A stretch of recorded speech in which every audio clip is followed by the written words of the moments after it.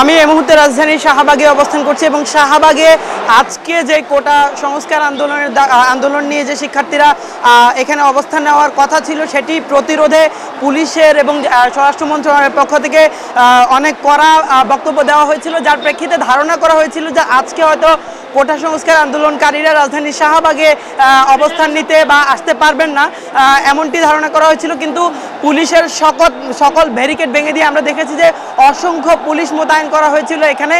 সেই ব্যারিকেডগুলো ভেঙে দিয়ে কিন্তু ইতোমধ্যেই শাহবাগ মোড় সেটি কিন্তু অবরোধ করেছে শিক্ষার্থীরা। আমার সহকর্মী যদি দেখান যে ঠিক বেলা 5টার দিকে শিক্ষার্থীরা শাহবাগে আসেন এবং পুলিশের ব্যারিকেড ভেঙে তাদের একটি অংশ কিন্তু চলে যায় কারওয়ান বাজারের দিকে, আরেকটি অংশ শাহবাগে অবস্থান নিয়েছে এবং অবস্থান নিয়ে তারা কিন্তু স্লোগান দিয়েছে। পুলিশের পক্ষ থেকে আমরা যে ধরনের প্রস্তুতি লক্ষ্য করেছিলাম এর আগ মুহূর্তে এই আন্দোলন যখন শিক্ষার্থীরা আসছে তখন, তবে তারা যখন এসে আসলে ব্যারিকেড ভেঙে দেয় সেই সময় কিন্তু পুলিশের পক্ষ থেকে তেমন বাধা দেওয়া বা শক্ত কোনো অবস্থান দেখা যায়নি।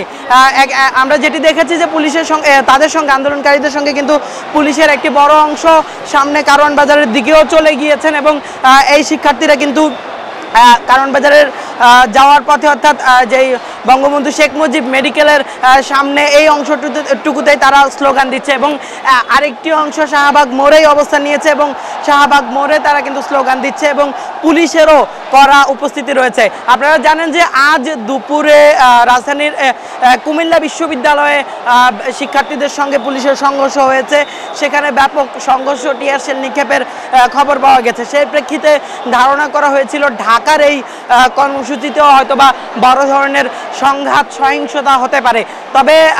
তবে যেটি আমরা এখন পর্যন্ত দেখতে পাচ্ছি যে তেমন সংঘাত সহিংসতা ছাড়াই রাজধানীর যে শাহবাগ মোড় সেটি কিন্তু ঢাকা বিশ্ববিদ্যালয়ের সহ যেসব বিশ্ববিদ্যালয়ের শিক্ষার্থীরা কোটা সংস্কারের দাবিতে আন্দোলন করছে তারা কিন্তু নিয়ন্ত্রণে নিয়েছে।